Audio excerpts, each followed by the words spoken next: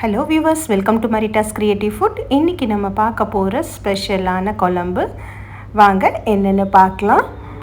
First ஒரு வானலியில் தண்ணி ஊற்றிடுங்க.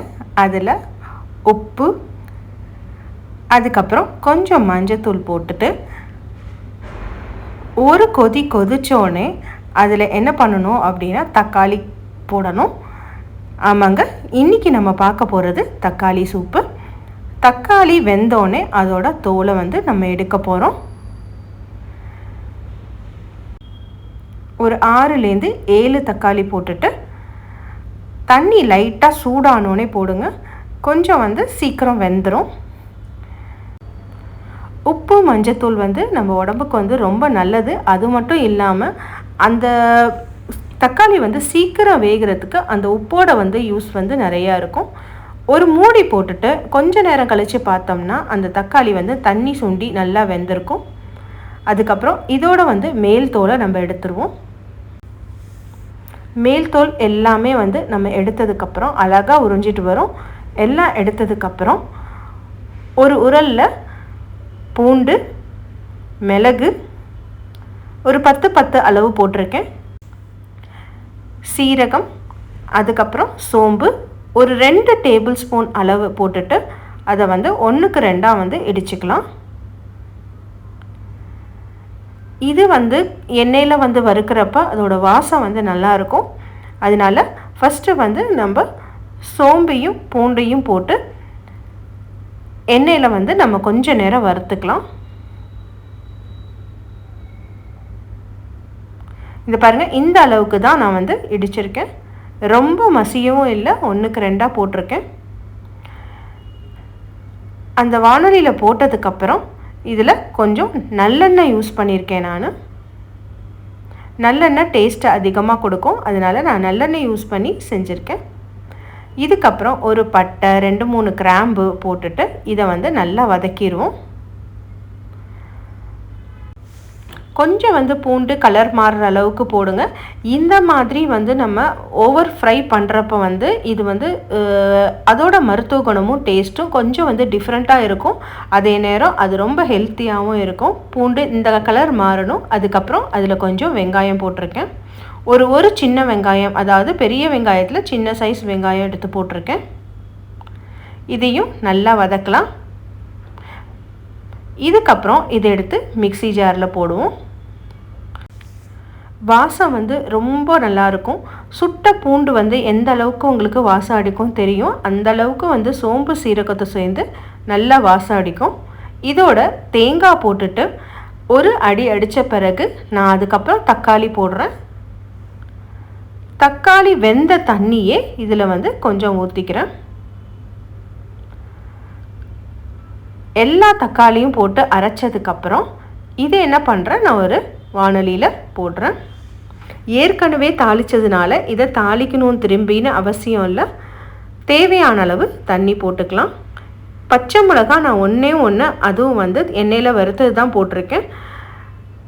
உங்களுக்கு தேவைப்பட்டால் உப்பு, மிளகாத்தூள் எல்லாமே நம்ம இந்த ஸ்டேஜில் போட்டுக்கலாம். இது ஒரு கொதி வந்தால் போதும். இல்லை உங்களுக்கு இன்னும் திக்னஸ் தேவைப்படுது அப்படின்னா நீங்கள் கசகசா இல்லை பொட்டுக்கடலை அரைச்சி கூட போட்டுக்கலாம். இந்த ஸ்டேஜில் அது வெந்ததுக்கப்புறம் நான் நல்லா ஒரு கொதி வந்ததுக்கப்புறம் 1 ஸ்பூன் மிளகாத்தூள் போடுறேன் காரத்துக்காக. இல்லை நீங்கள் பச்சை மிளகாவே 4-5 அரைச்சி போட்டால் கூட அதை கொஞ்சம் முன்னாடி போட்டிங்கன்னா டேஸ்ட் நல்லாயிருக்கும். இன்றைக்கி இதோட காம்பினேஷனாக நம்ம வெண்டைக்காய் செய்ய போகிறோம். வெண்டைக்காய் எல்லா வெண்டைக்காயுமே உங்களுக்கு கிளியராக இருக்காது. மேலே இந்த மாதிரி ஒரு சின்ன முள் மாதிரி இருக்கும்.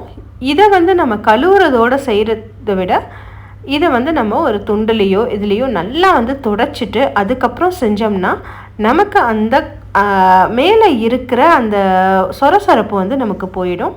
பார்த்திங்கனாலே தெரியும், துடைச்ச இடமும் துடைக்காத இடமும் எவ்வளோ டிஃப்ரென்ஸ் இருக்குன்ட்டு. வெண்டைக்காய் வாங்கினா மறக்காமல் துடைச்சிட்டு செய்யுங்க. கழுவுன பிறகு கண்டிப்பாக ஒரு டவலில் அட்லீஸ்ட் ஒரு தடவையாவது அந்த ஒவ்வொரு காயும் துடைச்சி எடுக்கணும். இந்த வெண்டைக்காய் பாருங்கள், உங்களுக்கு முள்ளாக இருக்கிற மேலே இதில் வந்து நம்ம தொடச்சதுக்கப்புறம் அது போயிடும். அதுக்கப்புறம் வந்து நம்ம வெறும் சட்டியில் வதக்கிட்டு அதுக்கப்புறமா தான் நம்ம வந்து வெங்காயம் தக்காளி எல்லாம் போடுவோம். ஒன்று ஒன்றா நான் வந்து தொடச்சி எடுத்துக்கிறேன். ரொம்ப நேரம் ஆகாது, எக்ஸ்ட்ரா ஒரு 10 நிமிஷம்தான் ஆகும். நீங்கள் வந்து சோம்பேறித்தனம் படாமல் இதை வந்து நீங்கள் செஞ்சிங்கன்னா நம்மளோட ஹெல்த்துக்கு நல்லது. செய்கிறப்பே நான் என்ன பண்ணிட்டேன், பெருசு சின்னதுன்னு சொல்லி தனித்தனியாக அடுக்கிட்டேன். நமக்கு வெட்டுறதுக்கு வந்து இந்த மாதிரி பெருசு சின்னதுன்னு தனித்தனியாக அடுக்கிட்டோம்னா அதுவும் ரொம்ப ஈஸியாக இருக்கும். துடைக்கிற டைம் வேஸ்ட் ஆகுதுன்னு நினைக்கிறவங்க இந்த அடுக்கிற டைம் நமக்கு வந்து காம்பன்சேட் பண்ணிடும். எல்லாத்தையுமே நான் வந்து அழகாக அடுக்கி வெட்டி எடுத்துக்கலாம். இதோட நான் வந்து வெங்காயம் உப்பு போட்டு கொஞ்ச நேரம் வந்து வதக்கிக்கிறேன். எண்ணெய் ஊற்றல, எதுவும் ஊற்றல. கொஞ்சம் வந்து அந்த வெள்ளை உப்பும் சேர்க்கறதுனால அடி பிடிக்கிற மாதிரி இருக்கும். உங்களுக்கு அந்த கொலக்கலப்பு போகணுன்னா கண்டிப்பாக வந்து தக்காளி யூஸ் பண்ணுங்கள்.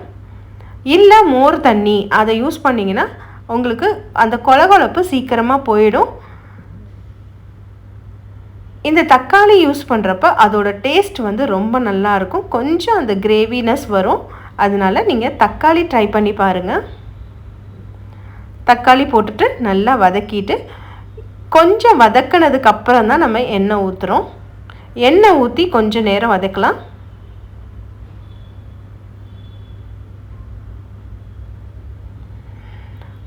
வதக்கினதுக்கப்புறம் ஒரு மூடி போட்டுட்டு அது கொஞ்சம் நேரம் வேகட்டும். நான் தண்ணி எதுவும் இதில் சேர்க்கலை, அப்படியே வந்து போட்டு தான் மூடி போட்டால் அந்த நீராவிலே அது கொஞ்சம் நேரம் வேகும். எண்ணெயும் நான் ஸ்ப்ரே தான் பண்ணியிருக்கேன், ரொம்ப போடலை. ஒரு பூண்டு ஒரு 2-3 பல் போட்டிங்கன்னா டேஸ்ட்டு கூட இருக்கும். இது பூண்டுன்றது ஆப்ஷனல் தான் உங்களுக்கு.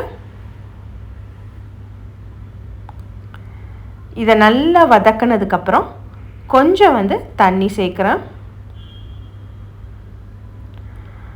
மஞ்சத்தூள் ஒரு 1/4 டீஸ்பூன் அளவு மஞ்சத்தூள் சேர்த்துருக்கேன். நீங்கள் அந்த வேக வைக்கிறப்பே உங்களுக்கு தக்காளி நல்லா சுண்டிடும். இதோடு நான் தண்ணி சேர்த்து வேக வைக்கிறப்ப தக்காளி நல்லா வந்து சுண்டிடும். தண்ணி நல்லா சுண்டினதுக்கப்புறம் இதில் வந்து கொஞ்சம் மிளகாத்தூள் சேர்க்குறேன்.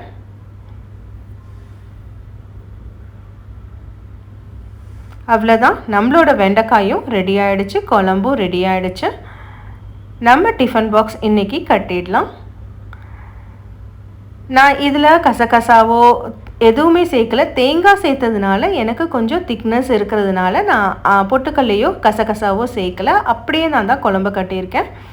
அது ஆப்ஷனல் தான். உங்களுக்கு தேவைன்னா இன்னும் திக்னஸ் வேணும், இன்னும் டிஃப்ரெண்ட் டேஸ்ட் வேணும்னா நீங்கள் அதை சேர்த்துட்டு அதை அரைச்சி நம்ம குழம்புல ஊற்றுறப்பே ஊற்றி அதை வந்து ஒரு கொதி வச்சிட்டிங்கன்னா அந்த பச்சை வாசம் போன பிறகு அந்த குழம்பும் டிஃப்ரெண்ட்டான டேஸ்ட்டாக இருக்கும் உங்களுக்கு.